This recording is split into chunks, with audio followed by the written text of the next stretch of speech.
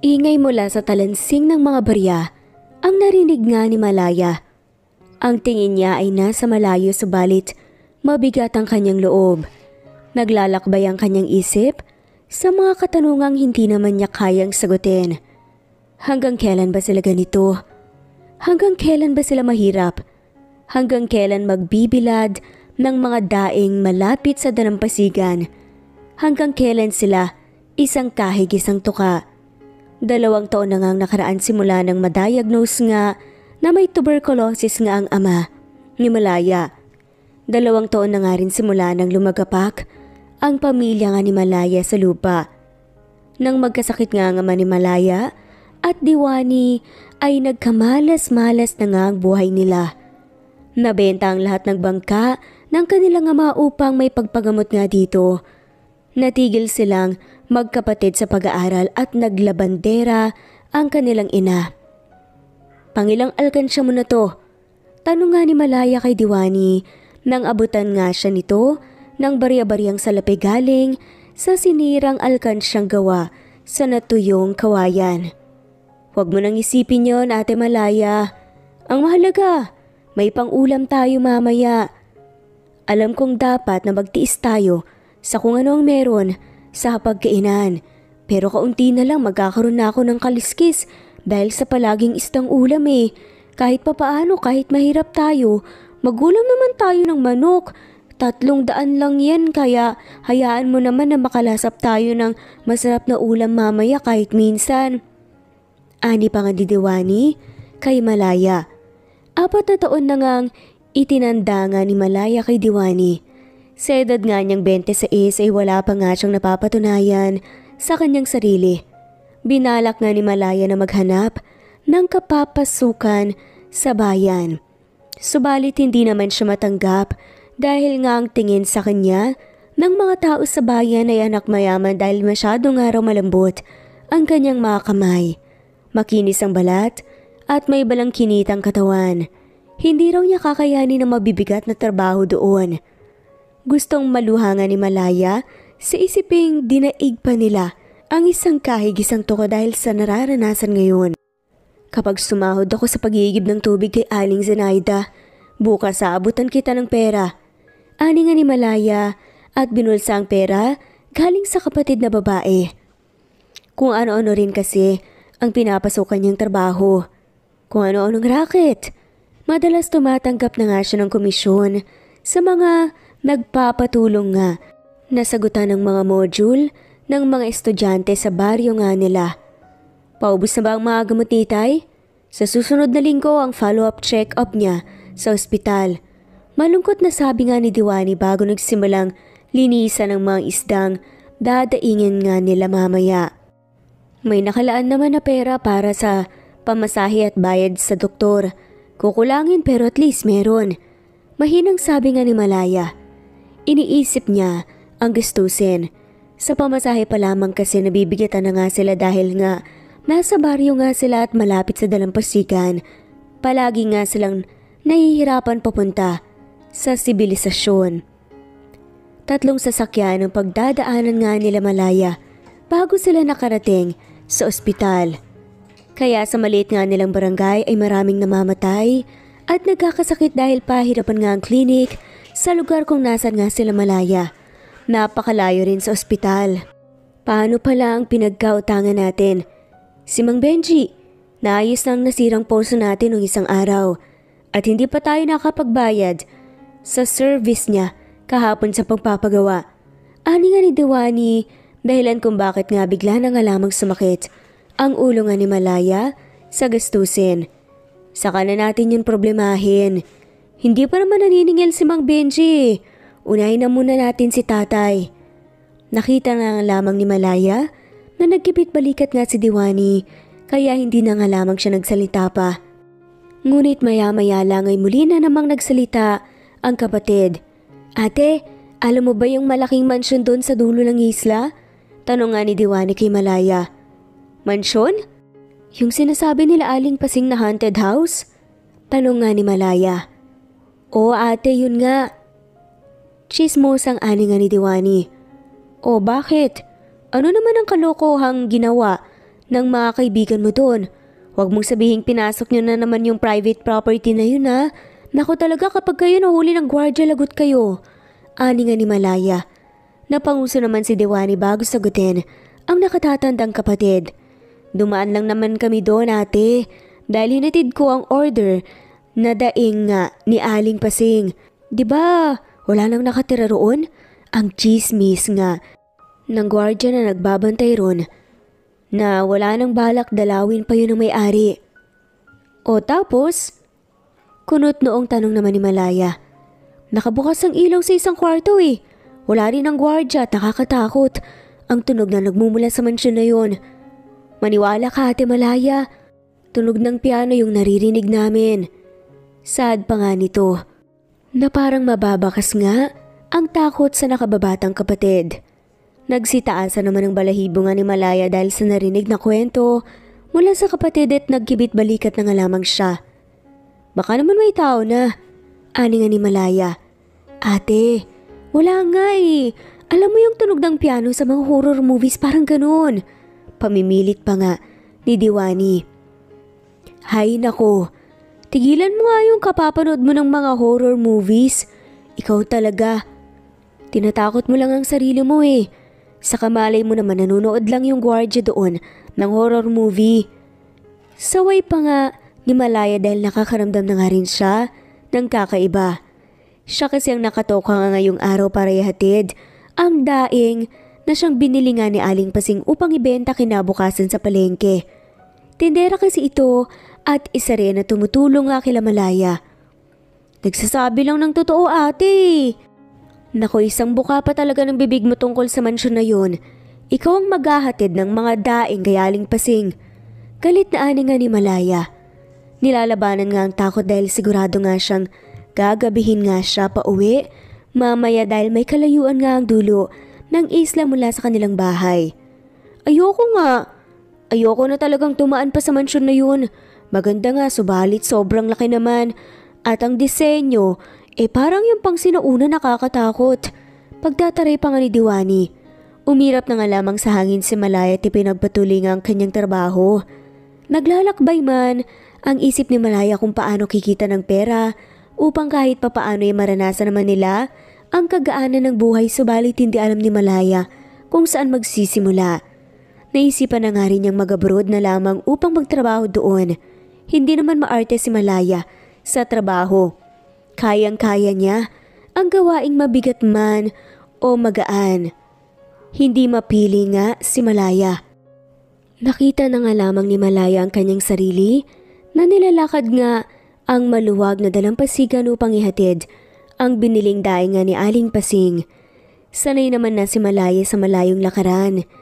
Isa pa ay buhangin naman ang kanyang nilalakaran kaya masarap sa paa. Hindi alintana ang layo. Minabuti na nga lamang niyang lakarin kesa sumakay pa nga sa bisikleta sa paradahan nga ng mga sasakyan. Sayang pa nga ang kanyang pera kung kaya naman niyang lakarin. Napatigil na nga lamang si Malaya nang makita nga niya ang mangingisdang si Berto na matagal na nga siyang gustong ayain na lumabas. Wala sa isip ni Malaya makipagrelasyon. Para sa dalaga, may tamang panahon para sa bagay na yun. Kailangan na muna niyang maipagamot ang amang may sakit. Malaya, ikaw pala yan. Samahan na kita. Nakangiting ani pa nga ni Berto ngunit umiling na nga lamang ito at yun lang ang natanggap na kasagutan kay Malaya. Nako hindi na Berto, malapit lang naman kaya ayos lang. Ayusin mo na lang ang lambat mo. Pagtakas nga ni Malaya. Hindi naman nalalayo ang edad nilang dalawa subalit ayaw pa nga niyang umibig. Hindi niya nais umibig. Ganun ba? Tutuloy ka kay Aling Pasing upang maghatid ng daing? Madadaanan mo yung mansyon ng Monforte. Wala nang tao roon maliban na nga lamang sa bantay. At ilang mga katulong na naglilinis linggo-linggo sa mansyon na agad din namang umaalis kapag tapos na ang kanilang trabaho. Hindi ka ba natatakot? Ilang oras na lang magdidilim na. Ani pa nga ni Berto, kaya umiling sa Malaya kahit napakiramdam niya ay nagsitaasan nga ang kanyang mga balahibo. Ayos lang ako Berto, saka hindi naman totoo ang mga multo. Ani na nga lamang ni Malaya. Natawa nga si Berto at tumango na nga lamang kay Malaya. Ramdam nga ni Berto na hindi komportable nga sa kanya si Malaya. Kung ganoon, mag-ingat ka sa pabalik sa inyo oras na may hatid mo na ang mga daing na dala mo. Sasabihin ko rin kay inang na sa'yo na nga lamang umorder para nga may pangdagdag sa gamutan ng iyong ama. Ali pa nga ni Berto dahilan kung bakit natuwa si Malaya. Kahit papaano ay may mabubuti talagang loob na nais nga silang tulungan. Salamat Berto, sabat nga ni Malaya. Walang anuman, hindi pa naman ako sumusuko sa pag-ibig ko sa iyo kaya naman nandito lang ako, ani nga ni Berto. Tumawa nga si Malaya bago umiling. Maiwan na nga kita dito dahil baka kung saan pa mapunta ang pinag-usapan natin. Mag-ingat ka, ani na nga lamang ng binata. Muling naglakad si Malaya, nadaanan na nga niyang mansyon ng mga Monforte. Basta alam niya lamang na mansyon ito ng mga Monforte kahit hindi pa man nakikita nga ni Malaya kung sino nga bang nagmamay-ari nga nito. Kitang-kita lamang sa napakalaking gate, ang nakaukit sa malaking kahoy at ang nakalagay nga ay ang apelyidong Monforte. Napakaganda man ng mansyon ay wala naman itong kabuhay-buhay. Parang napakalungkot at nakakatakot. Manirahan nga sa ganitong kalaking bahay.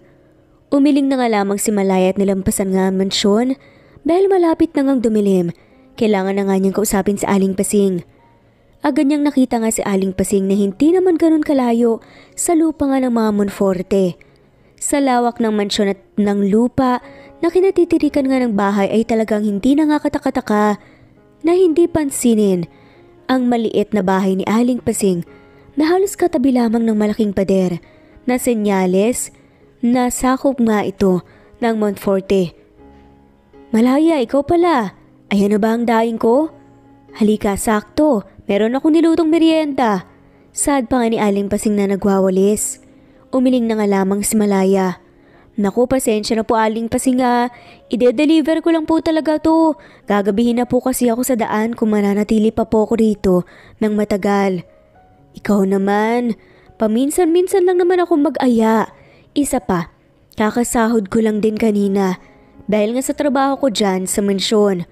Kung nais mo nang umalis, iwan mo na lang sa ibabaw ng mesa ang mga daing at ipapasupot ko na lang ang merienda upang baunin mo sa pag-uwi. Ani pa nga ni Aling Pasing.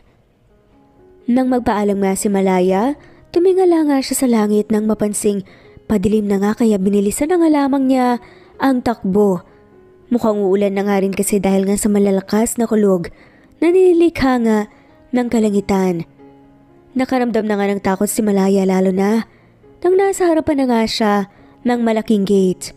Subalit napatigil nga siya sa paglalakad nang mapansing nakabukas ang malaking gate at may naamoy na masarap na pagkain mula sa loob. Nakabukas din ang mga ilaw ng mansyon ngunit hindi naman makita ni Malaya ang gwardya sa maliit nga nitong pwesto kalapit sa malaking gate. Napalunok na nga lamang si Malaya dahil nga sa kabang nararamdaman. Subalit masyadong mabangong naaamoy nga ni Malaya na nanggagaling nga sa loob ng mansyon. Nakakatakot nga rito. Katakatakang may ilaw sa mansyon. Lalo pa't wala naman nang nakatira rito. Mahinang ani nga ni Malaya. Pinapatay siya ng kanyang kuryosidad. Nakabukas ang malaking gate na tila bang binibigyan nga siya ng pahintulot na tumuloy. Hindi alam ni Malaya subalit kusang naglakad nga ang kanyang mga paa. Papalapit nga sa nakabukas sa gate. Hindi alintana ang takot na nararamdaman. Naglakad at tuluyang pumasok nga ito sa loob. Hindi niya alam kung bakit. Parang may humihila nga sa kanya. Bumungad nga kaagad sa mga mata ni Malaya ang malaking fountain sa gitna ng daraanan papunta sa nakakatakot na mansyon. Wow, ang ganda talaga dito. Ani pa nga niya. Ang tangi niya lamang pangarap ay may ahon kahit papano ang kanyang pamilya sa kahirapan. May pagamot ang ama sa sakit at hindi na nga magbilad pa ng daing sa ilalim ng tirik ng araw. Ngunit sa nakikita nga ni Malaya ngayon ay parang gusto pa nga niyang mangarap pa. Ano kayang pakaramdam na tumira sa ganito? Nakaharap nga ang mansyon sa malawak na karagatan. Nasaan na yung may-ari ng mansyon? Tutuloy pa nga sana siya papasok nang may natapakan nga si Malaya na dahilan kung bakit natigilan nga siya sa paglalakad. Nakakunot ang noong tinignan niya ang natapakan nga niyang matigas na bagay. Kahit na may sapin, ang kanyang paa ay nasaktan pa nga rin ang talampakan dahil sa matigas na bagay sa kanyang paa. Nang silipin ngayon ni Malaya ay may nakita nga siyang kumikinang na bagay. Ano naman to? Tanong nga ni Malaya at pinulot nga ang gintong kwintas. Halos kumabog ang puso ni Malaya nang mahawakan niya ang pangbabaeng gintong kwintas. Meron nga itong hindi kalakihang heart pendant at sa hindi basta-basta mumurahing kwintas ang hawak. Hindi alam ni Malaya kung bakit niya kinagatang pendant kahit nangagaling pa nga ito sa sementadong sahig. Nang mapatunayang ginto nga lumingon nga si Malaya sa kanyang paligid kung may nakatingin ba sa kanya. Hindi man niya gusto ang tumatakbo sa kanyang isipan subalit malaking tulong ang kwintas kung maisasangla nga niya sa bayan. Patay mali siya na nga lamang si Malaya na tumalikod sa mansyon upang lumabas na. Tabi-tabi po, Lord. Huwag mo po naman ako sanang parusahan. Napulot ko na po kaya alam kong kahit maling hindi ko isoli. Pero kailangan na kailangan po talaga namin ng pera ngayon. Mahinang ani pa nga ni Malaya nang tuluyang makalabas nga sa malaking gate. Titig na titig nga siya sa kwintas na hawak. Lord, mayaman naman po ang mga Monforte. Kung tutuusin, barya lang to sa kanila. Kung ang may-ari man nito ay isang Monforte naway, hindi sumama ang kanilang loob sa ginawa ko. Sabi pa nga ni Malaya. Umuwi si Malaya sa maliit nga nilang bahay na hindi sinasabi ang tungkol sa napulot nga niyang kwintas. Hindi makatulog si Malaya ng gabing yon dahil bumalik nga ang kanyang isipan sa kwintas na kanyang napulot sa loob mismo ng bakuran ng mga Monforte. Nagdadalawang isip nga siya sa balak nga na gawin sa kwintas. Nais niyang ibilik sapagkat mahirap man ang buhay nila Malaya. Pinalaki naman sila ng kanyang mga magulang na may takot sa Diyos at maging mabuting tao. Pero kailangan na kailangan nga nila ng pera. Mukhang ito rin ang senyales na binigay ng Panginoon para tulungan nga sila.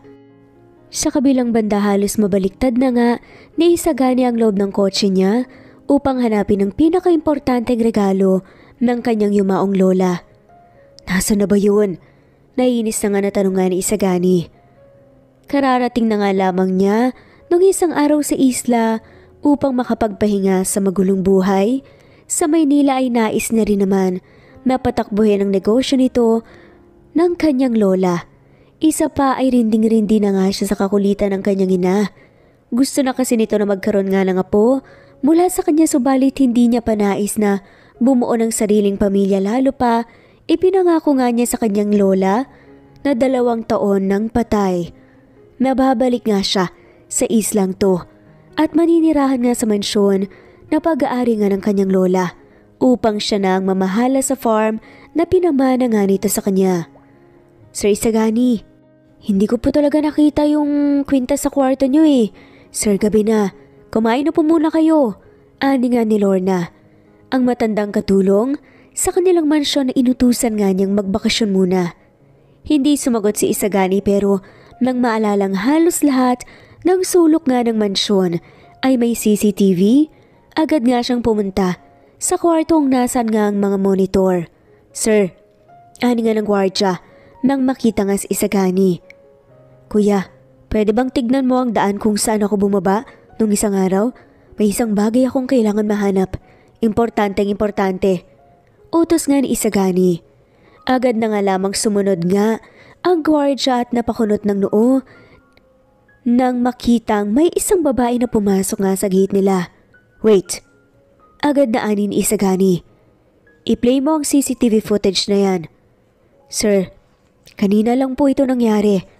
Ani nga ng gwardya. Nang mag-play ang video, napakunot ang noo nga ni Isagani nang bumungad sa kanyang isang magandang babae. Agad na umiling nga si Isagani dahil nga sa iniisip.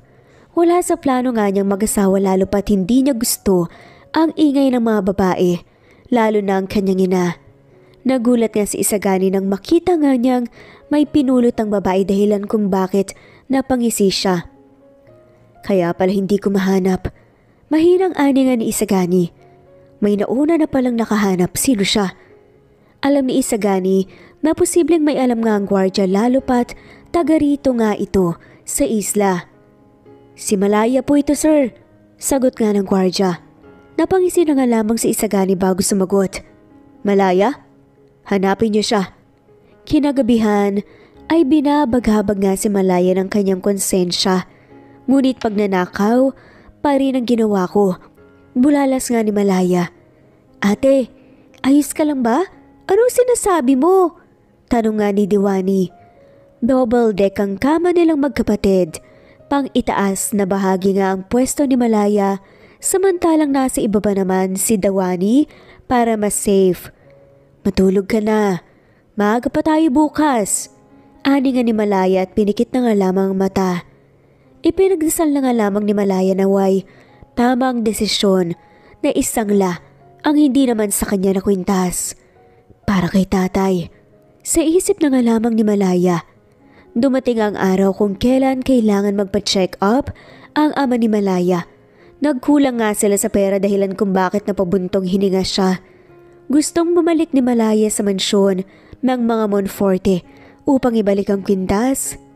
Dahil nais niya lamang na mawala ang pagdadalawang isip niya.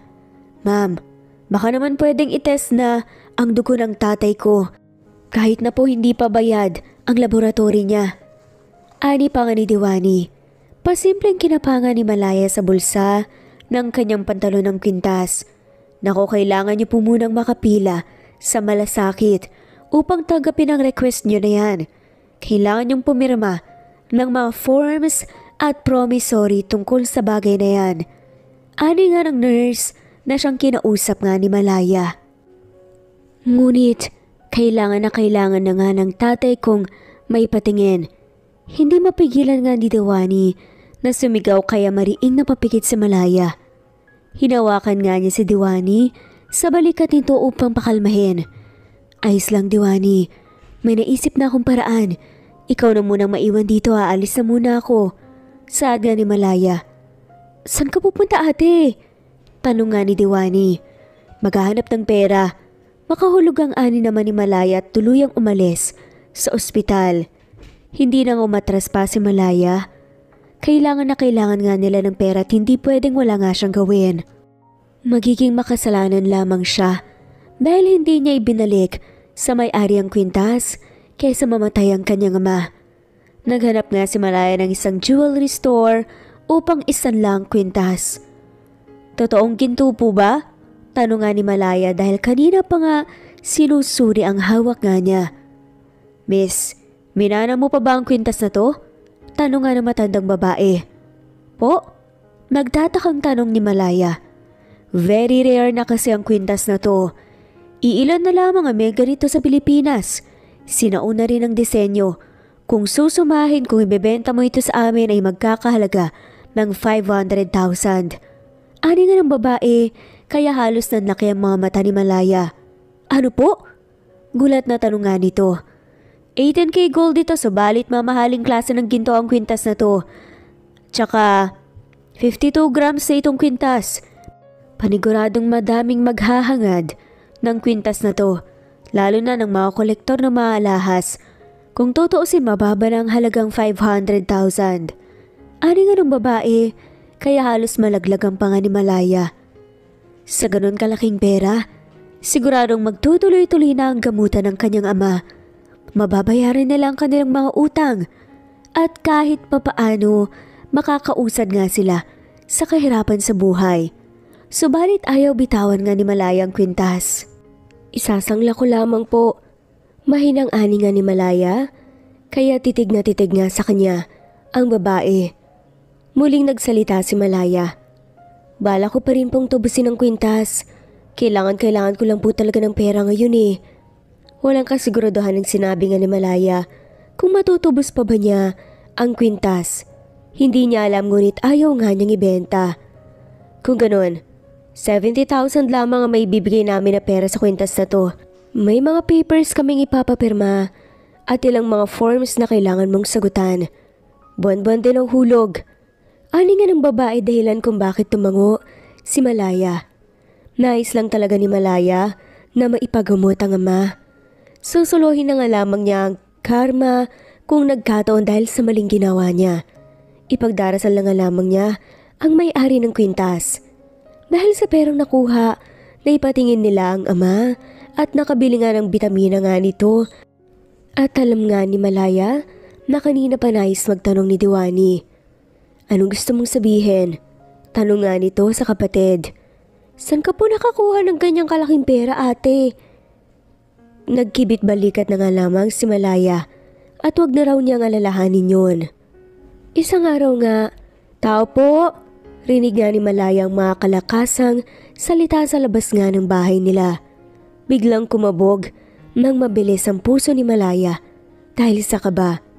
Baka kasi sisingilin na nga sila nang gumawa ng poso nung nakaraang linggo.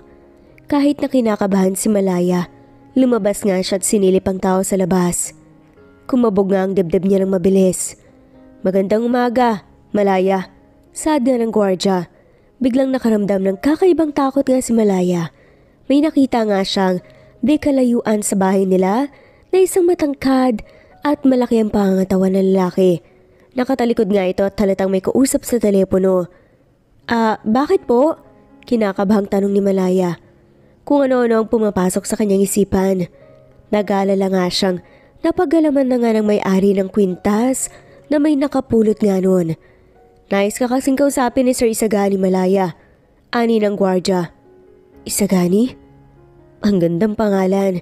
Sa isip-isip pa nga ng babae. Kinakabahan naman si Malaya na inilipat nga ang atensyon sa lalaking nakatalikod. Pangbabae ang kwintas na napulot nga ni Malaya. Ipinagdarasal niya na nandito ang nagngangalang Isagani para sa ibang dahilan. Magandang umaga, sir. Nais niyo raw po akong kausapin? Mahinang ani nga ni Malaya. Halos malaglag naman ang panga ni Malaya nang lumingon sa kanya ang matangkad na lalaking nasa harapan niya. Tila nangatog naman ang tuhod niya nang makita ang mata nito. May lahi to panigurado. Ang gwapo. Sa isip-isip pa nga ni Malaya. Tila binabasa nga ng berdeng mata ni Isagani ang isip nga ni Malaya. So it's you, the one who stole the necklace I own. Sad pa nga ni Isagani.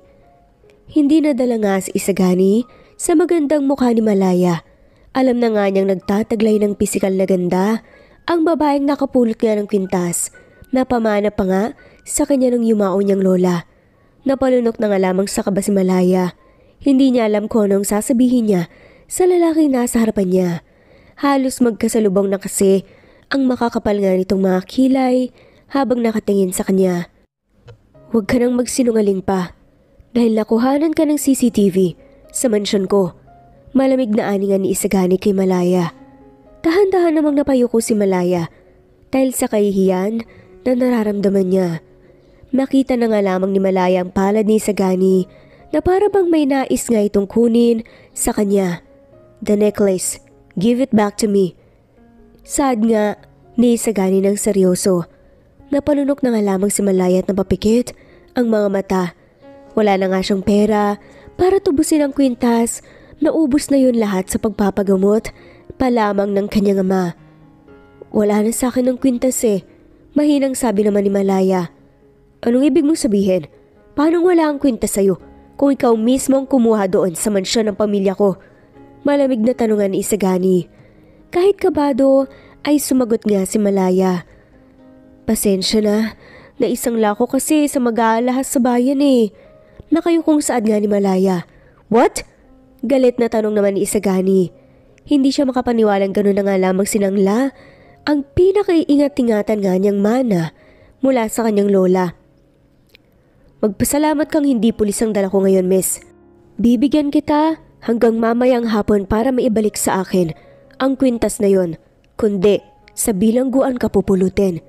Galit na ani pa nga ni Isagani. Galit na iniwan nga ni Isagani si Malaya. dahil hindi niya gusto ang pagbilis ng tibok ng kanyang puso dahil sa kakaibang gandang taglay ni Malaya. Hindi siya makapaniwalang may ganito kagandang babae sa baryo. Samantalang tila pinagsakluban naman ng langit at lupa si Malaya, lalo pat naggastos na nga niya ang perang nakuha ng may isang langang kwintas na pag-aari nga ni Isagani. Nakita nga ni Malaya na papaalis na nga si Isagani, ngunit hinawakan niya ito sa braso para pigilan sa pag-alis. Sandali lang po sir. Hindi naman napigilan nga ni Isagani na iwaksi ang kanyang braso mula sa pagkakahawak ni Malaya dahil na nga rin sa inis. Nagulat nga rin siya sa kuryenteng dumaloy sa kanyang balat dahil sa biglaang paghawak sa kanya ng dalaga. Nabigla siya sa init na nagmumula sa malambot nitong kamay. Patawad, pero hindi ko kayang maibalik ang kwintas mo. Malungkot na ani nga ni Malaya. Ano? Anong ibig mo sabihin? Hindi mo yun pag-aari. Alam mo ba ang halaga ng kwintas na yun? Hindi pa yata sasapat yung buhay mo. Inis na saad pa nga ni Isagani. Magaspang talaga ang ugali niya, kaya maging ang ina ay nakakaaway nga ni Isagani. Wala na po kasi akong pera pang tubos na kwintas. Ang tangi ko na lang pong magagawa ay sabihin sa'yo kung saan ko isinangla ang kwintas. Sagot nga ni Malaya at yumuko dahil nga sa takot at kahihiyan na nararamdaman. At ganun na lamang yun? Ako pa ang gagastos, ako na nga ang ninakawan mo. Inis na tanong nga ni Isagani. Napakagatlabi na nga lamang si Malaya at naiiyak na nga bago sumagot. Boss, pwede po akong maging katulong sa mansyon mo hanggang sa mabayaran ko po yung naisang lakong alahas, sir. Wala naman talaga akong intensyon na gawin yun eh. Kinailangan ko lang po talaga ng pera para sa pagpapagamot ng aking ama na may sakit. Pero ituturo ko naman kung saan ko na isang lahang kwintas. Ituturo ko pa talaga. Agad na yumuko nga si Malaya nang salubungin nga ng nakakatakot na tingin ni Isagani ang mga paningin niya. Tila hindi siya komportableng titigan nga ang binata. Parang nahihipnotismo kasi si Malaya sa magagandang mga mata ni Isagani. Ipagdarasal mong nandun pa rin ang kwintas ko dahil kung wala sa pinangsanglaan mo ay talagang rehas ang hihimasin ng mga kamay mo. Ano bang pangalan mo? Barumbadong babala nga ni Isagani kay Malaya. Malaya, ako po si Malaya. Nahihiyang ani nga ni Malaya. Tignan natin kung maging malaya ka pa kung maibabalik sa akin ang kwintas. Galit na sabi nga ni Isagani. Tinupad naman ni Malaya ang sinabi nga niyang idadala niya si Isagani sa jewelry shop kung saan nga niya isinangla ang kwintas na napulot niya sa mansyon ng mga Monforte. Magandang araw po ma'am. Nandito po ako para tubusin po sana ang kwintas na siyang isinangla ko nung nagdaang linggo. Mahinang sabi nga ni Malaya sa babaeng nasa harapan niya. Ito rin ang kinausap niya noon. Ang vintage gold necklace ba iha? Naku, hindi mo na yun basta-basta makukuha dahil may patong na ang sinangla mo sa amin. Nakangisi pa nga nitong sabi kaya napakunot nga ang noon ni Malaya. Po? Hindi naman po ganun ang pinag-usapan natin nung isinangla ko ang queen. Hindi natapos nga ang sasabihin ni Malaya nang sumabat si Isagani dahil kanina pa nga siyang iinip. Magkano ba? Kung hindi niya lamang nagagandahan si Malaya, kanina pa nga niya ito sinigawan. 1 milyon na ang halaga nun. Hindi na kasi basta-basta ang alahas na yun, iho. Sabi nga ng matanda. Napatayo sa gulat si Malaya sa pagkasakim ng may-ari nun. Anong 1 milyon? Hindi nga umabot sa 100,000 ang binigay niyo sa akin eh, kapalit ng kwintas. Ganyan na ba kayo kasakim? Tapos pepresyohan niyo ng 1 milyon? Kumalma ka iha, huwag kang mag-eskandalo rito. Sabi pa nga ng matanda na labis na kinainis na Malaya. Natatakot na nga siya kay Isagani. Mas lalo pa yata siyang ibabaon sa utang ng kwintas na isinangla niya. Hindi pwedeng sinasabi niyong halaga ng kwintas. Sigaw nga na Malaya dahil nga sa galit.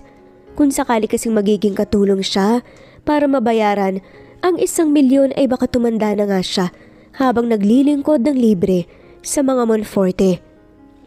Pwede bang huwag kang sumigaw babae? Mariing ani na nga lamang Isagani dahil naririndi siya sa maingay.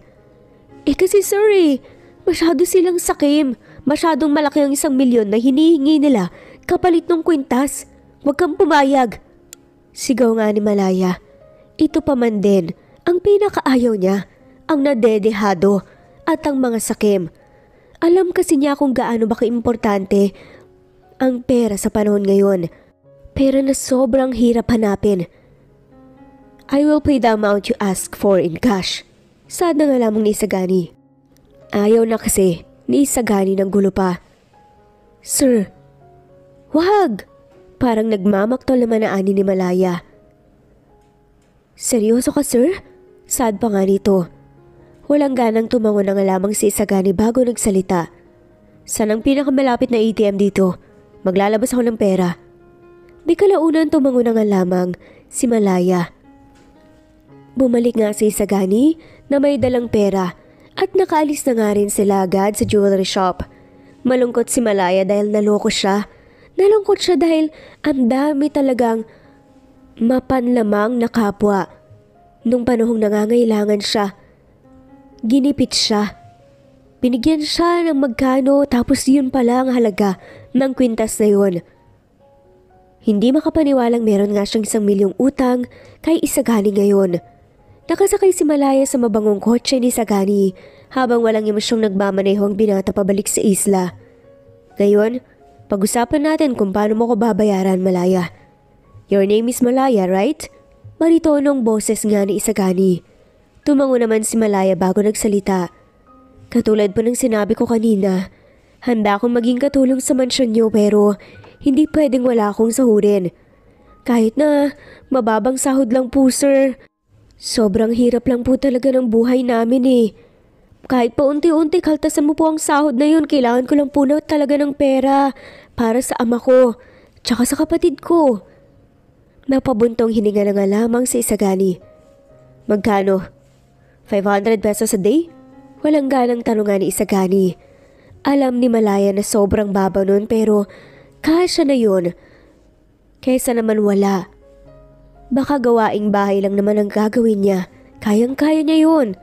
Hindi kalaunan ay pumayag nga si Malaya sa sinabi nga ni Isagani. Nang may hatid nga siya sa tapat ng bahay nila, tumingin siya sa gwapong mukha ni Isagani. Bukas magsisimula agad ako. Nakangiting sad pa nga ni Malaya na siyang dahilan kung bakit tumango si Isagani. Kinabukasan agad na pumunta si Malaya sa mansyon ng mga Monforte at agad nga na hinanap nga si Isagani. Sakto namang nakita nga niyang nagpo-push up ang binata sa labas nga ng mansyon.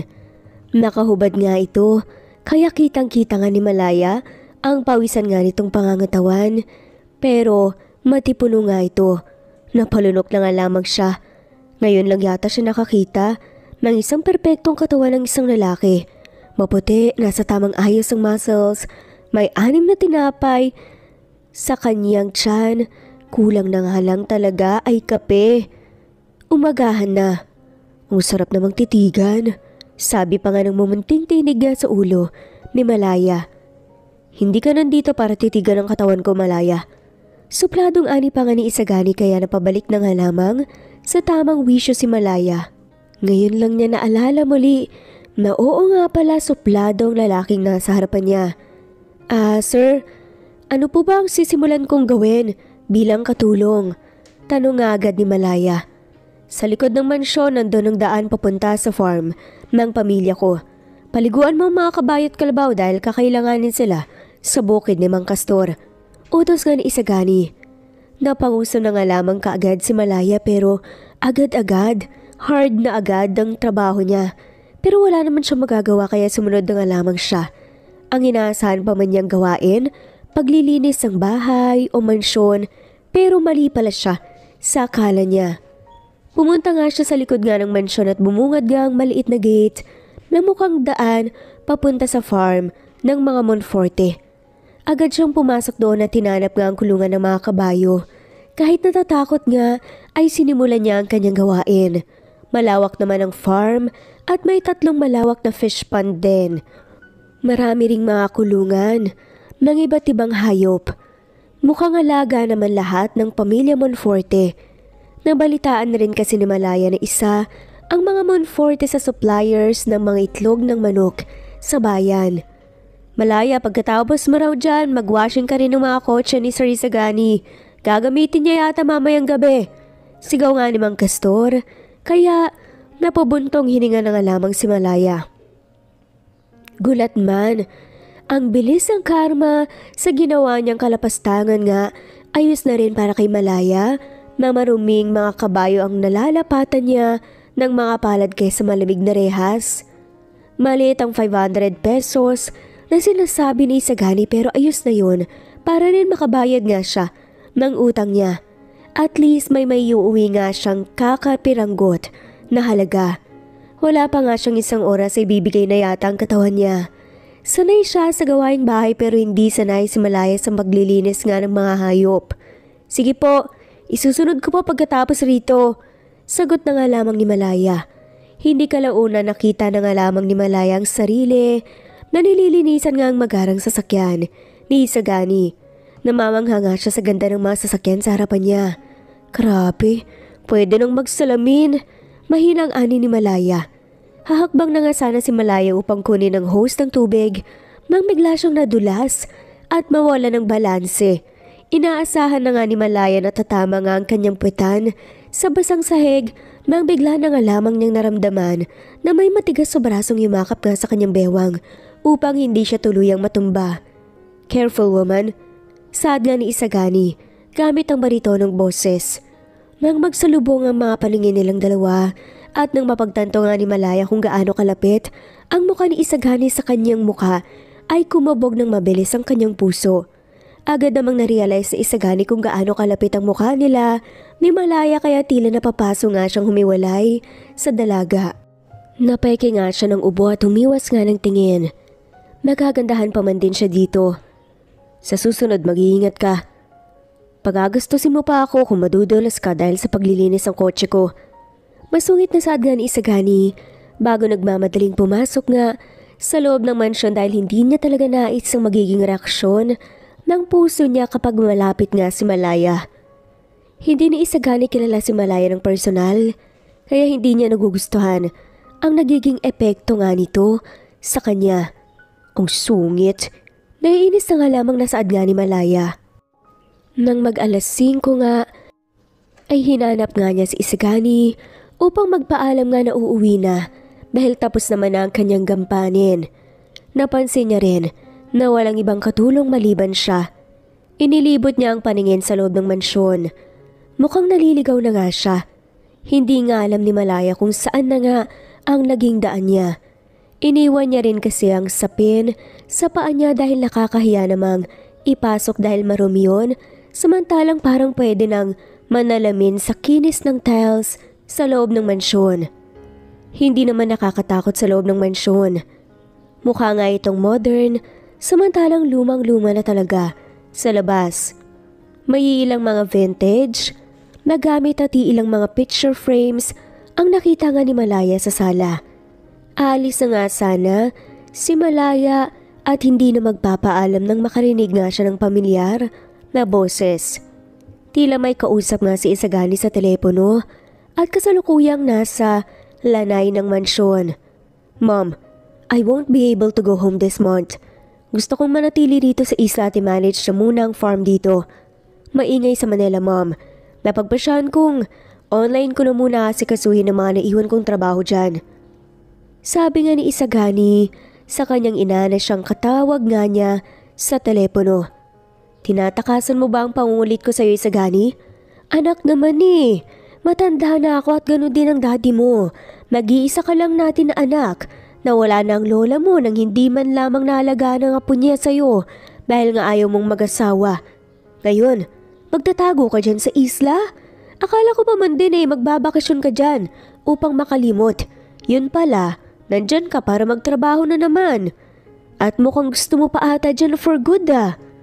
Inis pa nga, nasaad nga ni Isabel dahil hindi na talaga nakikinig sa kanya ang matigas ang ulo na anak. Napahawak nga sa kanyang sentido si Isagani bago nalipat nga sa sliding door ang mga mata at doon niya nasilayan si Malaya na tahimik na nakamasid sa kanya. Tila ba hinihintay nga siya nito. Hindi alam ni Isagani kung bakit siya napangiti dahil parang paslit nga si Malaya na nakayapak. At tahimik, na nakatayo sa isang gilid. Umiling si Isagani upang itago ang emosyon na kusang lumalabas kapag malapit ang dalaga. Dapat pala ay galit siya dahil sa pagnanakaw nga na ginawa nga nito. Mahigpit nga siya sa pera pero ang dali lang sa kanyang magpakawala ng 1,000,000 para sa kwintas ng lola niya. Alam niyang dahil ayaw nga niya makipagtalo si Malaya sa may-ari nga ng jewelry shop dahil maluhaluhan na nga si Malaya kahapon. Ma'am, kakausapin na lang po kita sa susunod. Maikling pamamaalam nga ni Isagani. Subalit, sumabat kaagad ang kanyang ina. Ano? Tatakasan mo na naman ako? Hindi ba't sinabi ko makipagbalikan ka na lang kay Roxanne? Kung wala ka naman palang babaeng nagugustuhan ngayon, balikan mo na lamang si Roxanne na pakasalan na upang magkaroon na kami ng apo ng daddy mo. Inis pa nga na saad nga ni Isabel. Hindi makafocus si Isagani sa kanyang ina dahil nga gusto nga niyang tawanan si Malaya na inosenteng sumesenyas na mauuna nga na siyang umalis. Nakapaapa-apa. Sa kabilang banda, gustong suntukin ni Malaya si Isagani dahil para nga siya nitong inaasar habang sumesenyas siya. Maninigas na yata ang paa niya sa lamig ng tiles pero hindi siya makaalis. Ayaw naman magsalita ni Malaya dahil kawalang respeto yun, lalo pat may kausap si Isagani sa telepono. Kaso talagang hindi siya seseryosohin ni Isagani. Mauna na akong malis may kalakasang anya. Daw na nga natawa si Isagani kaso agad niya ring pinigilan ng sarili dahil dapat palang sungitan niya ang babae. Sino yun, Isagani? Oh my gosh, nobby mo ba yun? Masayang tanong nga ng ina ni Isagani. Sumagot naman si Isagani sa assumption ng kanyang ina. No ma'am, mamaya lang tayo mag-usap, busy po ako. Pinataya na nga lamang niyang ng tawag ang kanyang ina. Uuwi ka? Sinong magluluto ng kakainin ko? Sinong magliligpit ang pinagkainan ko? At sinong maghuhugas sa mga gamit ko sa kusina? Nakataas ang kilay na tanong pa nga ni Isagani, pero ang totoo sinasabi lamang niya ito dahil mas gusto pa nga niyang makasama ng matagal ang babae. Ha? Akala ko pa man din hanggang alas 5 lang ang pasok ko araw-araw. Hindi mo naman sinabi na parang 7-Eleven ako dito na 24/7. Malalaki ang matangsad pa nga ni Malaya. Hanggang alas 5? Pwede namang huwag ka na magtrabaho subalit ibalik mo na lang sa akin ang 1,000,000 ko. Parumbadong ani pa nga ni Isagani. Kanina pa nga si Malaya nagpipigil ng galit. Hoy, Sir Isagani, 500 pesos lang ang sahod na sinasabi mong ibibigay mo kada araw. Galit na sigaw nga ni Malaya. Oo nga dahil kinaltas ko na doon ang hulog mo ngayong araw. Nakataas naman ang kilay na sagot nga ni Isagani. Buong araw akong nahirapan. Buti sana kung kasing laki lang ng bahay namin ang mansyon na to. Grabe naman yung pinapagawa mo sa akin dito Inis pa nga na saad nga ni Malaya. Hindi nga niya alam kung saan nga siya kukuha ng lakas ng loob na sigawan si Isagani. Palaging salubong ang kilay dahil nga sa kasungitan. Hinaan mo nga ang boses mo kapag kausap ako babae. Nasa teritoryo kita. May babalang sabi pa nga ni Isagani. Ayaw niya ng maingay kaya nga nagpasya na nga lamang siyang bumalik na muna rito sa isla pero hindi niya akalain na may ganito pala kaingay na babae rin pala. Uuwi na ako. Pagmamatigas nga ni Malaya. Di umuwi ka. Tignan lang natin kung hindi ka damputin ng mga pulis bukas ng umaga pananakot nga ni Isagani. Hindi niya nga alam kung bakit nakikipagtalo pa nga siya kay Malaya. Ito pa lang ang unang araw nga nito sa pagtatrabaho sa mansyon niya. Pero nagre-reklamo na kagad dito. Kaya naman gusto pang pagtripan ni Isagani ang dalaga. Ikaw naman di mabiro. Oo na nga ipagluluto na nga kita kamahalan. Sarkastikong sad pa nga ni Malaya bago irapan nga si Isagani. Nakita ko yun Malaya. Inis na ani pa nga ni Isagani kaya nakita nga niyang nagpeke ng ngiti si Malaya kaya nga siya naman ang umirap dito. Nang sumunod na araw, natuwa na nga si Isagani. Napahirapan nga si Malaya dahil reklamo nga ito ng reklamo. Ultimo pagpapaypay nga sa kanya tuwing nasa farm nga sila, iniutos na nga ni Isagani. Paulit-ulit lamang na inuutos nga ni Isagani kay Malaya pero hindi naubusan Nang reklamo si Malaya na labis na kinatutuwangan ni Isagani na hindi niya namamalayan na hinahanap-hanap na nga niya si Malaya upang asarin. Paliguan mo mga kabayo, magdilig ka ng halaman, ipagluto mo ko. Kung ano-ano nga ang inuutos niya.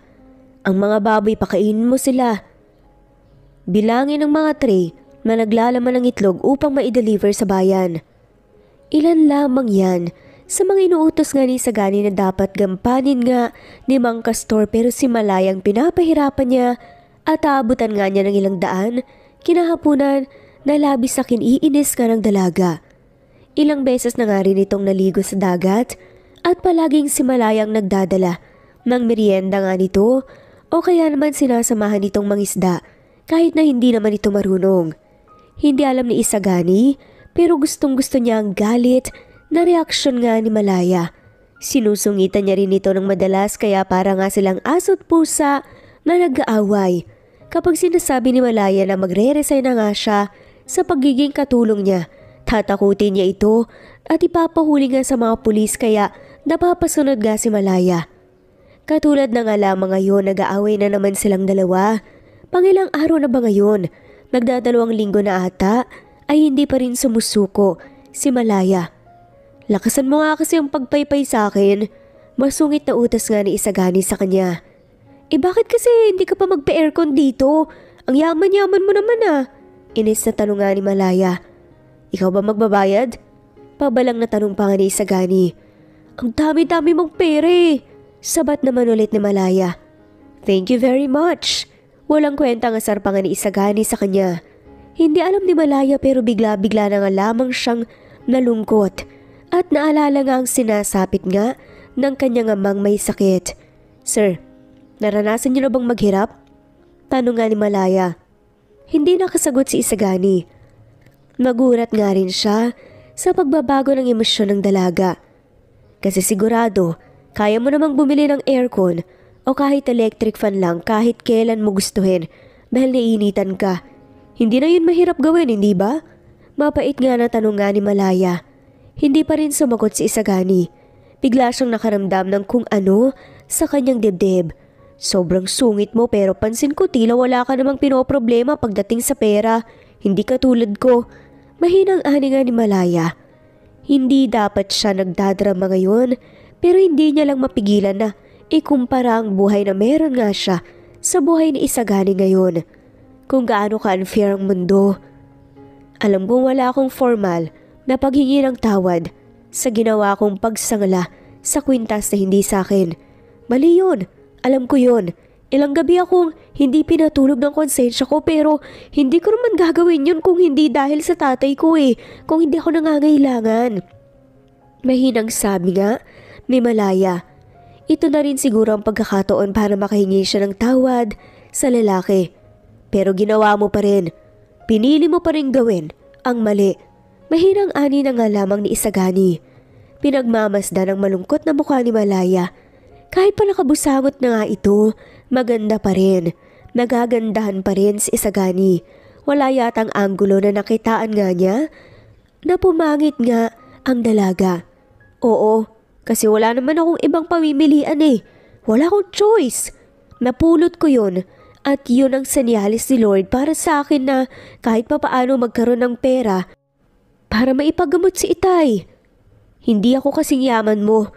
Wala nga yatang papantay sa yaman mo dito Alam kong hindi maintindihan kung saan ako nanggagaling dahil hindi mo naman naranasan ang maghirap. Nung una naming nalaman na may sakit si tatay, wala kaming pera. Kaya hindi namin afford ang isang kama man lang sa loob ng emergency sa bayan. Kaya ipinunta kami sa maliit na tent na nasa gilid lang ng emergency. Doon nila inilalagay ang mga matatandang may sakit at gamutan lang ang kayang bayaran. Para kaming kawawa na hindi komportable dahil walang sariling kwarto. Iniisip ko kung mahahawakan kami ng ibang may sakit doon.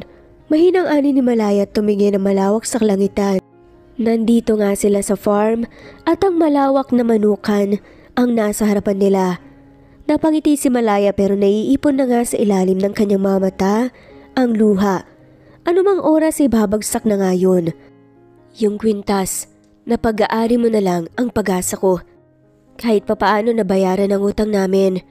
At may nabiling gamot si tatay. Oo nga't mahirap mawalan ng pera pero mas mahirap mawalan ng magulang. Kaya sana maintindihan mo kung bakit. Nagrereklamo ko sa 500 pesos na binibigay mo. Pero okay na yun. Blessing na rin yun.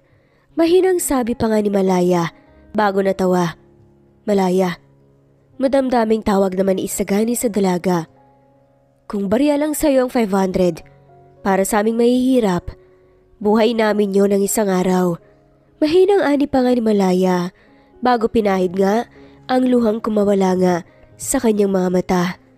Naikuyom nga ni Isagani ang kamoo dahil unti-unti nga siyang kinakain ng guilt dahil nga sa pagpapahirap nga na ginagawa nga nito kay Malaya.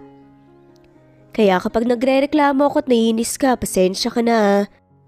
Saan ko naman kasi sisingit ang pag-iipon para sa gamutan ni tatay buwan-buwan? Natatawang tanong nga ni Malaya. Sobrang hirap magtrabaho sa'yo. Utos ka kasi ng utos. Malakas ang tawa ni Malaya dahil kahit na umiiyak nga siya, nagawa pa nga rin niyang punayin ang ginagawang pagpapahirap nga ni Isagani sa kanya. Alam niya kasing ginagawa yun ni Isagani para turuan nga siya ng leksyon. Kaya sorry sa ginawa kong pagsangla sa alahas mo. Sorry kung nabawasan ka ng 1,000,000 dahil sa kagagawan ko. Mahina nga ni Malaya at tinignan si Isagani. Sakalang nakita ni Malaya ang halo-halong emosyon na siyang naglalaro nga sa gwapong mukha ni Isagani. Kumabog ng sobrang bilis ang puso ni Malaya dahil sa titig nga sa kanya ni Isagani kaya para pagtakpan ang mabilis na pagtibok ng puso niya, umiwas nga siya ng tingin. Siya nga pala, nagbebenta ako ng daing. Kumakain ka ba nun? Gusto mo lutuan kita mamayang gabi para ulam mo bago ko umuwi? Pero maglalakad pa tayo papunta sa bahay para kumuha ng paninda naming daing.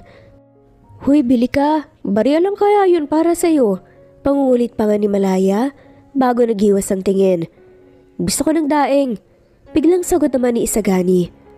Mabigat ang loob niya dahil sa pagpapahirap nga na ginagawa niya sa dalaga. Nakita ni Isagani ang nalaglag na gagamba sa buhok nga ni Malaya. Kaya tatanggalin niya sana yun ang sumigaw nga si Malaya dahil sa gulat nang pumunta ang gagamba sa tenga nga nito. Nagpanik si Malaya kaya nagulat nga si Isagani. Ano yun? Tiling tanong pa nga ni Malaya. Huwag kang magulo, Malaya. Baka tuluyang pumasok sa tenga mo, akin na, tatanggalin ko. Natataranta namang sabi ni Isagani. Kaso lumayo si Malaya at patuloy na nagsisitili nga kaya walang nagawa si Isagani kundi ang hawakan nga si Malaya sa bewang at hatakin nga ito papalapit sa kanya. Kaso nadulas nga si Malaya. Nanlaki ang mga mata ni Isagani mang biglang tumama nga sa gawi sa kawayan. Nahigaan ang likod niya at may malambot na labi ang nakadampi sa kanyang labi. Napapikit na nga lamang si Isagani ng mapagtantong labi ngayon ni Malaya na nasa ibabaw ng kanya. Pipigilan niya sanang umalis sa ibabaw ni Malaya dahil nga ayaw nga niyang maghiwalay ang kanilang labi nang makarinig nga sila ng isang malakas na tili. George, kaya pala ayaw umuwi ng anak natin. Meron na pala siyang nobya. Sigaw nga bigla ni Isabel, ang ina ni Isagani habang pinapalong dibdib ng asawa niyang si George. Ang ama ni Isagani dahil nga sa kilig na nararamdaman. Mom, what are you doing here? Gulat na tanong nga ni Isagani at tinalalayan nga si Malaya na makaalis sa ibabaw nga niya. Gulat na gulat pa nga rin si Malaya habang namumulang magkabilang pisngi sa paglapat ng labi nilang dalawa. You heard that, George? Ayaw ng anak mo na maistorbo ang ginagawa nila. Kinikilig pa nga na saad nga ni Isabel, samantalang nakangiti lamang si George. Ma'am, suway naman ni Isagani dahil namumula na nga sa hiya si Malaya. Hindi niya rin alam ang gagawin dahil nakita ng mga magulang ni Isagani ang halikan nilang dalawa. Sigurado nga siyang mga magulang nga to ni Isagani dahil magkamukha nga sila. Parehas pang may mga berdeng mata. First kiss yon ni Malaya. Tila nabibingi nga siya sa bilis ng pintig ng kanyang puso. Uuwi na muna ako sa amin. Mahinang ani nga ni Malaya. Nakita naman niyang tumango si Isagani bago ito tumayo at hinawakan nga siya sa balikat. At pasimple nga siyang itinago sa likod nga nito. Malaking tao si Isagani kaya hindi mahirap na itago nga si Malaya sa maliit lang ang pangangatawan. Mag-uusap na lang tayo mamaya. Mahinang ani nga ni Isagani bago nga siya nito iwan at dinaluhan ng mga magulang. Nahihiya si Malaya. Gusto na nga lamang niyang lumubog dahil sa nakita nga niyang nakangiti sa kanyang ina ni Isagani na tila nangunguyam. Umuwi na nga si Malaya na lutang at paulit-ulit na bumabalik nga sa kanyang isipan ang pagkalapat nga ng labi nila ni Isagani. Tulala si Malaya sa kanyang kwarto nang bigla na nga lamang pumasok ang kapatid nga nitong si Diwan at parang kiti-kiti nga na tumakbo papalapit sa kanya. "Ate! Ate Malaya!" Sigaw nga ni Dawani. "Bakit?" tanong ni Malaya. "May gwapo po ron sa labas, Isagani Monforte raw. Sabi mo isang matandang pangit na Monforte ang amo mo sa mansyon. Hindi naman matanda at hindi rin pangit, sobrang pogi pa nga eh." Sigaw pa nga ni Diwani sa kanyang ate. Hindi makapaniwalang nagsinungaling nga ito sa kanya. "Ha? Si Isagani?" Tanong nga ni Malaya at ayun na naman ang abnormal nga niyang puso na tumibok ng pagkabilis-bilis dahil narinig ang pangalan ni Isagani. Nagmamadaling lumabas nga si Malaya at nakita niya si Isagani na nakikipag-usap nga sa kanyang ina na masayang pinapakita ang mga nakabilad na daing. "Totoo ba, Sir Isagani? Papakyawin mo po yung daing namin?" Tanong pa nga ng ina ni Malaya. Sa unang pagkakataon ay nakita nga ni Malaya ang masayang emosyon na siyang nakapaskil sa mukha ngayon ng binata. "Ate, ang gwapo!" Kinikilig pa nga sa pagkamangha na bulong nga ni Diwani habang nakayakap sa braso ni Malaya. Nagulat na nakatitig pa rin kay Isagani. Napakamot naman si Isagani sa batok niya dahil sa tanong nga ng ina ni Malaya. Hindi niya alam ngunit nang sabihin nga ni Malaya sa kanya kanina kung anong hirap ang dinaranas nito, gusto nga niyang alamin. Hindi lang dahil sinabi nga niyang bibili siya ng mga daing kundi gusto nga niyang makita ang tinutukoy na buhay na meron nga si Malaya. Hindi alam ng lalaki kung bakit mas gusto nga niya maintindihan si Malaya. Akala kasi ni Isagani ay magaan lang ang buhay sa ganito kaliit na isla dahil malayong malayo nga ang way of living dito kesa sa Manila na siyang kinalakihan niya. Gusto niyang mas maintindihan si Malaya. Iniisip ni Isagani kung itong buhay ba na ito ang matagal na nga niyang hinahanap.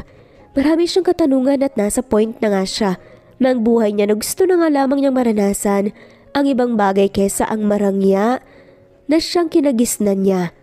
"Inalok po kasi ako ni Malaya na bumili ng daing." Sagot na nga lamang ni Isagani at nang magsalubong nga ang paningin nila ni Malaya na pangiti siya. Muling naalala ang paglapat nga ng mga labi nila. "Teka, gusto ko na ba si Malaya?" Tanong pa nga ni Isagani sa kanyang isipan. Nagtataka nga si Isagani na malayong malayo kasi si Malaya sa tipo niyang babae. Kung ikukumpara niya ito sa huli nga niyang naging nobya, ay talagang malayo ang pinagkaiba ng city girl na si Roxanne samantalang laki naman sa isla at baryo ang inosenteng si Malaya. Umiling si Isagani sa iniisip. Masyadong mabilis kung gusto na nga niya si Malaya. "Malaya!" Tawag niya sa dalaga na tulala pa rin na nakatingin sa kanya. "Sir Isagani, ano pong ginagawa niyo rito?" Gulat na tanong ni Malaya. "Bibili ng daeng nais kong ulamin, di ba?" Nakangiting ani nga ni Isagani. Ayaw niyang may magbago sa pakikitungo ni Malaya sa kanya dahil lang sa aksidente nilang halika na dalawa. "Dapat tinawagan niyo na lang po ako sa number ko sa telepono para dinala ko na lang po doon sa inyo. Hindi ka na dapat nagsayang pa ng oras para pumunta dito." Mahinang ani pa nga ni Malaya. "Malaya, hindi ka ba marunong magpasalamat na pinuntahan ka pa ni Sir Isagani rito?" Tanong naman ng ina ni Malaya kaya natigilan siya. Hindi na lamang siya sumagot at nang iaabot na nga niya ang karton na naglalaman ng daing, gumiti nga si Isagani. "Wala pala akong dalang wallet." Ani nga ni Isagani. "Kukunin ko na lang bukas ang bayad mo rito." Mahinang sagot ni Malaya.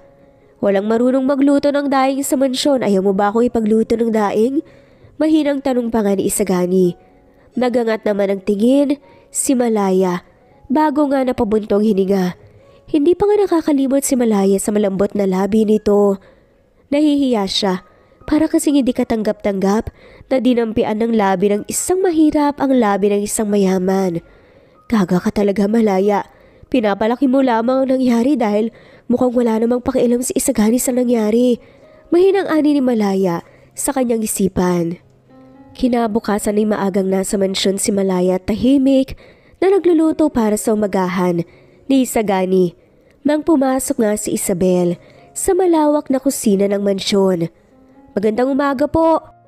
Nahihiyang ani nga ni Malaya at yumukod pa ng kaunti upang magpakita ng respeto sa ginang. Bakit ikaw nagluluto ng umagahan?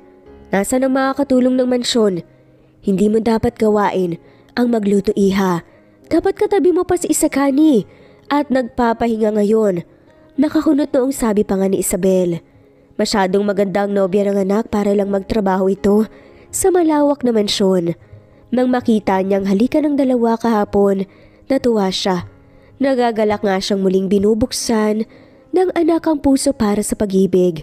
Masyadong abala kasi si Isagani sa trabaho at hindi na nga nagawang pagtuunan ng pansin ang pag-aasawa, kaya kahit sino pa ang babaeng kahalikan ng anak ay tanggap na nga ni Isabel as long as mapapasaya nga nito ang kanyang nag-iisang anak.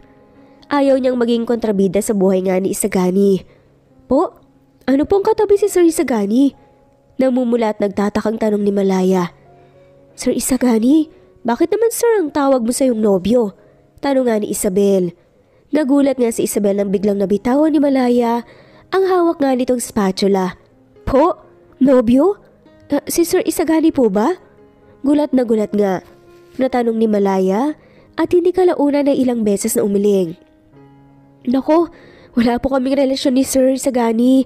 Nandito lang po ako bilang isang katulong saka taga rito lang po talaga ako sa isla at mahirap lang. Hindi alam ni Malaya kung bakit. Palagi nga niyang sinasabi ang salitang mahirap bilang deskripsyon sa buhay niya. Natigilan naman si Isabel dahil sa sinabi ni Malaya. Kung ganun, ano yung nakita namin ng asawa ko kahapon?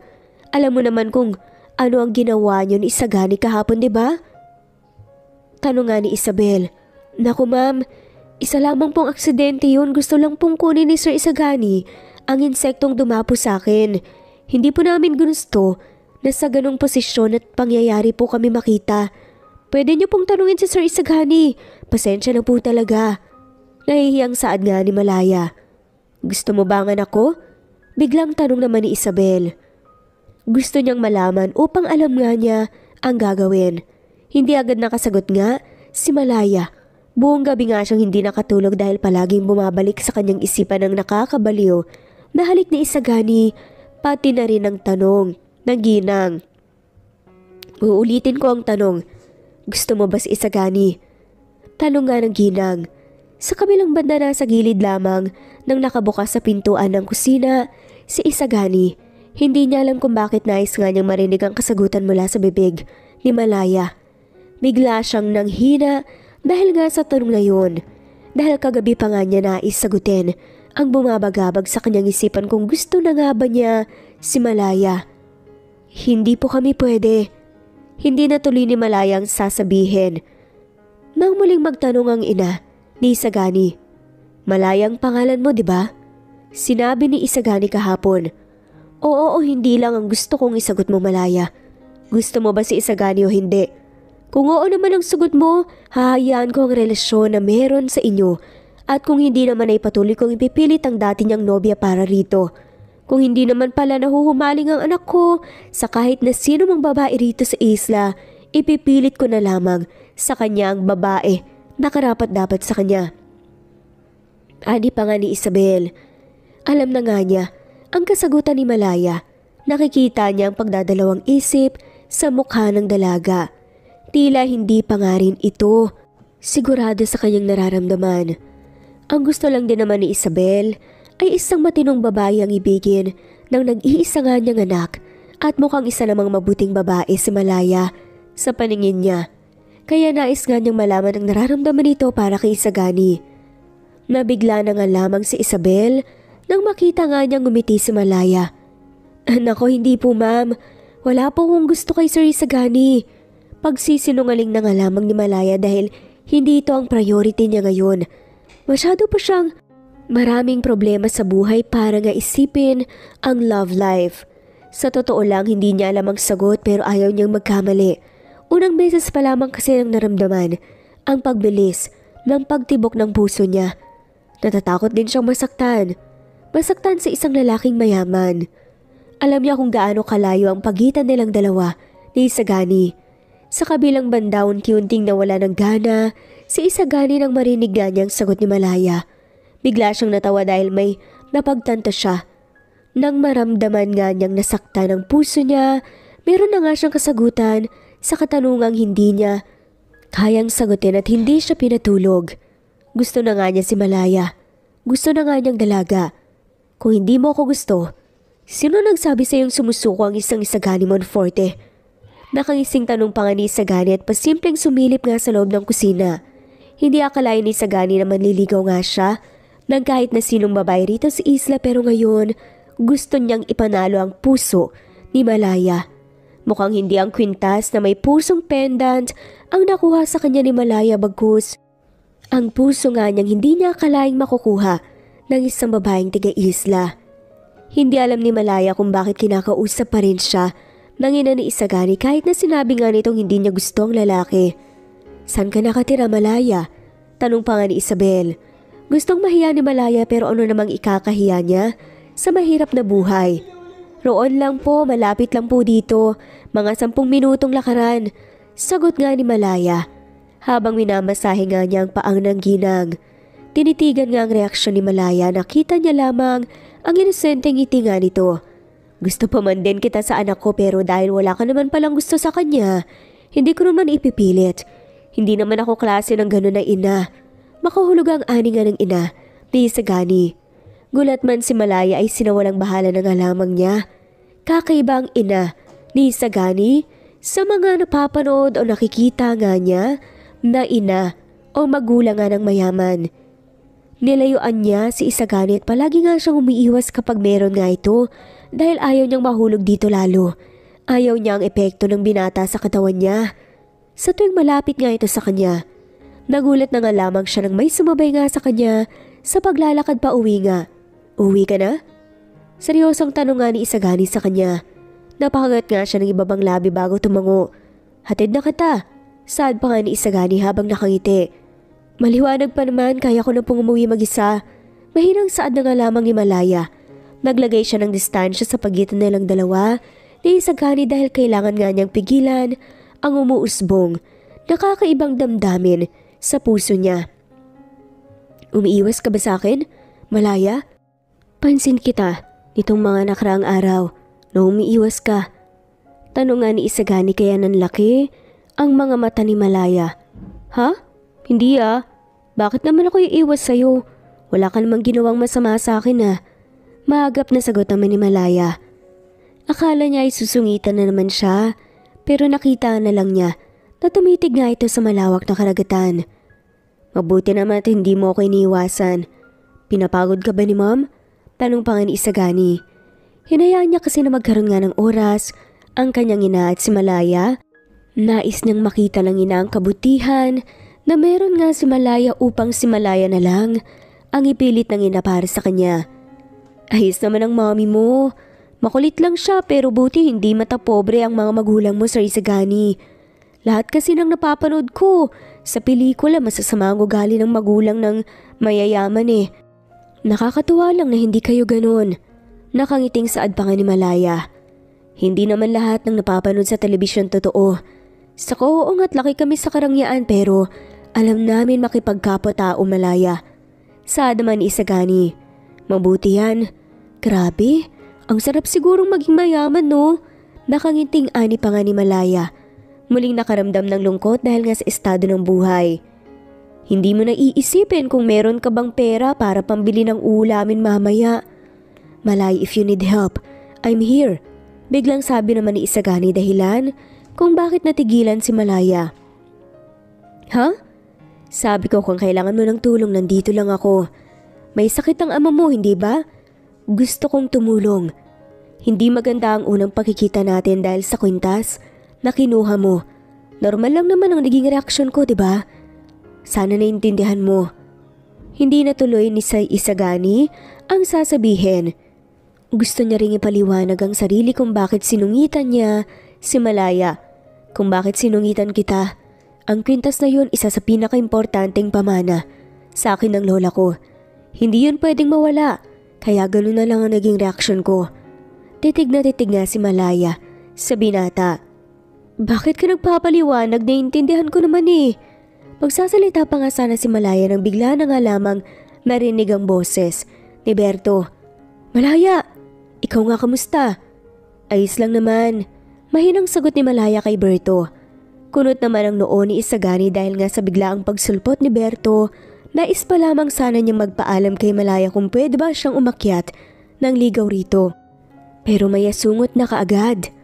Nga pala, meron kami isang babaeng taga Manila ang hinahanap sa mansyon. Sabi nga ni Berto, tumingin si Malaya. May naghahanap daw ng mansyon niyo, sabi nga ng binata. Kilala naman na ni Berto si Isagani dahil laman ng usap-usapan sa isla ang pangalan niya. Sino naman? Balik na naman sa pagiging masungit nga si Isagani. Hindi niya nagustuhan ang biglang pagpasok ni Berto.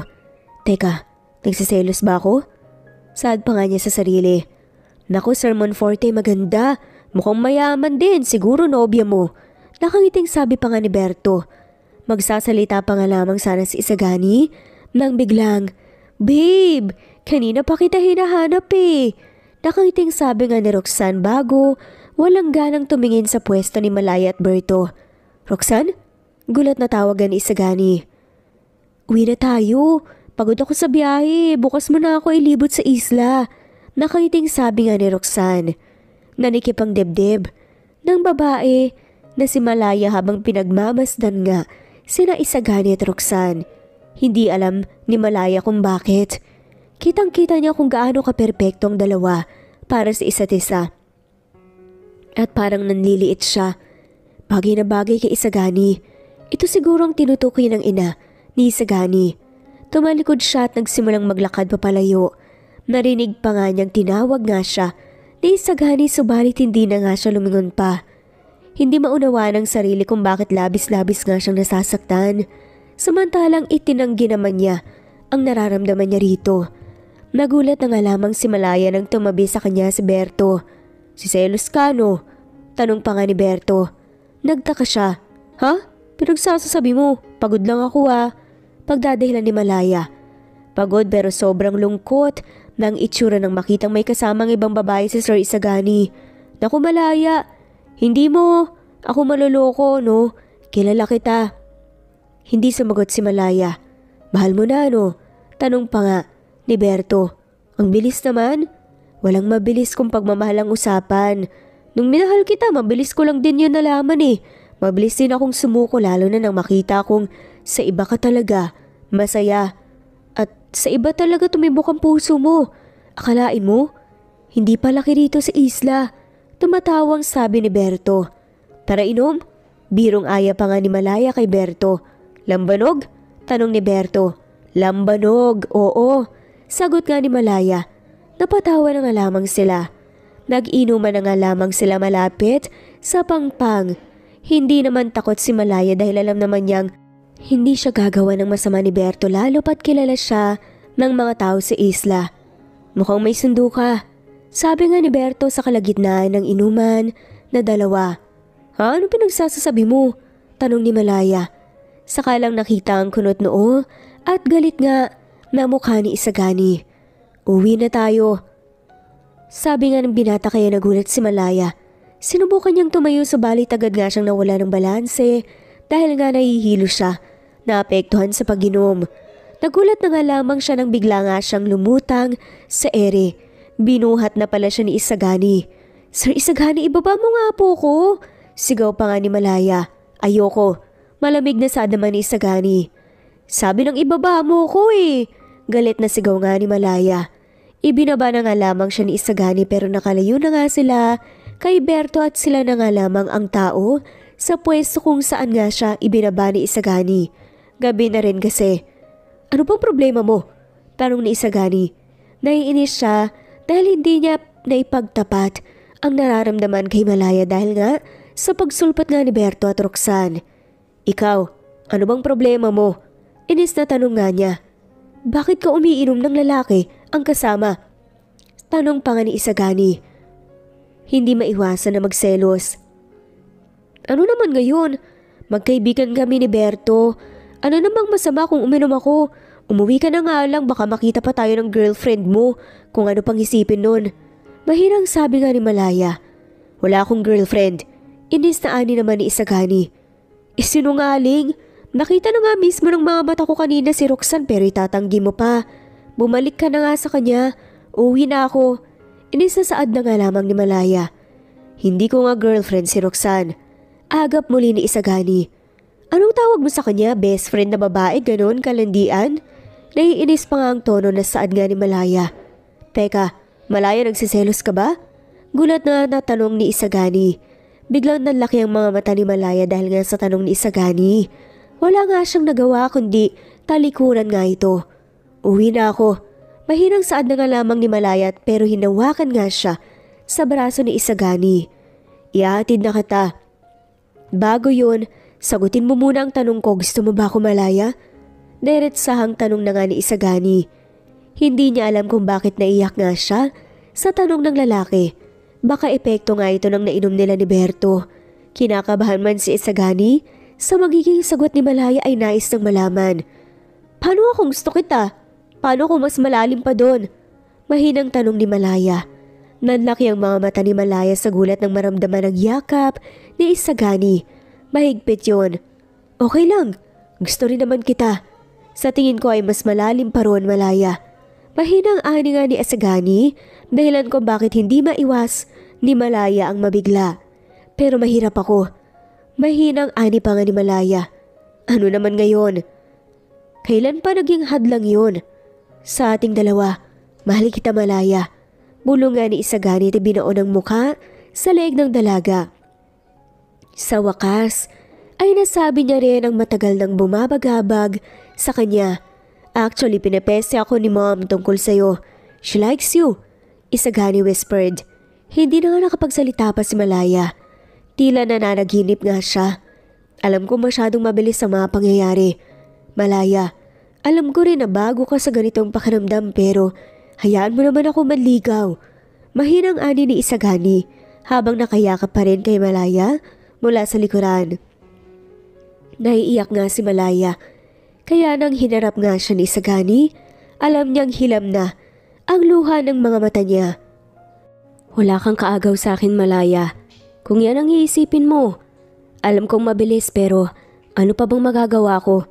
Nang pinulot mo ang kwintas na yun, nakuha mo na rin ako. Parang pinulot mo na rin ang puso ko.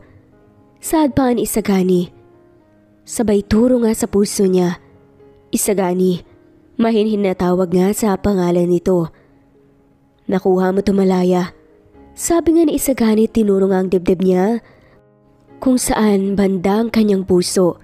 Napayuko siya upang pigilan nga ang hikbi. Kung sakaling hindi mo pa ako gusto, hayaan mo kong makatulong sa'yo. Sa lahat-lahat, gusto kong pasukin ang mundo mo Malaya. Gusto kong ipakita sa'yo na hindi lang din pera ang importante sa mundong to, kundi ang tunay na pagmamahal. Kaya nais kong liga. Hindi na nga hinayaan pa na matapos pa nga ni Malaya ang nais sabihin ni Isagani dahil hinatak niya na nga ito sa isang malambing na halik. Halik na senyalis nga na hinayaan na nga niya itong pasukin ang kanyang mundo. Dahil hindi na nga napigilan ni Malaya ang sarili, ay hinila nga niya si Isagani upang halikan. Ang mamula-mula nga nitong labi. Wala nga siyang intensyon na palalimin nga ang halik lalo't hindi siya marunong ngunit nang hawakan nga ni Isagani ang kanyang leeg inaanggulo upang mas mahalikan siya at hinayaan nga niya si Isagani na mas palalimin pa ang halikan nilang dalawa. Hinayaan niyang sumabay sa ritmo ng kanilang pagmamahalan ng halik. Nang matapos yun parehas silang hingal na hingal. I love you Malaya.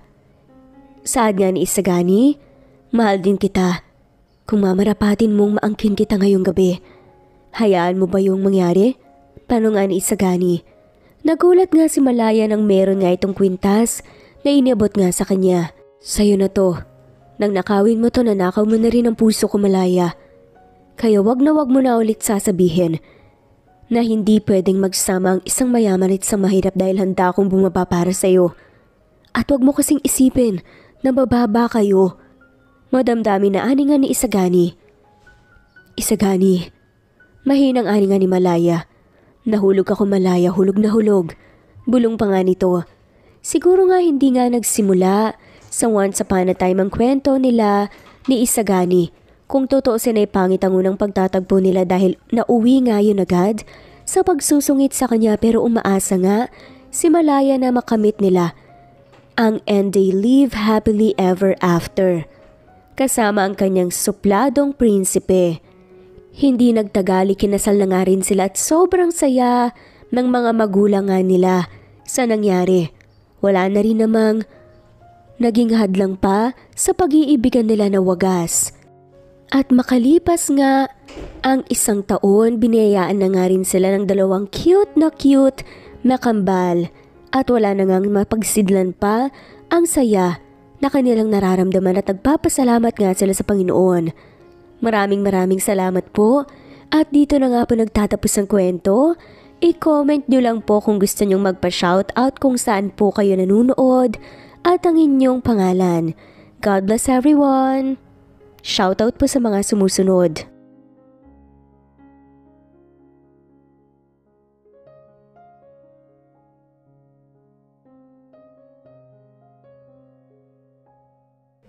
Merlilyn Nesbet Hanaban, Annalie Flor of Kuwait, Eileen Lomano,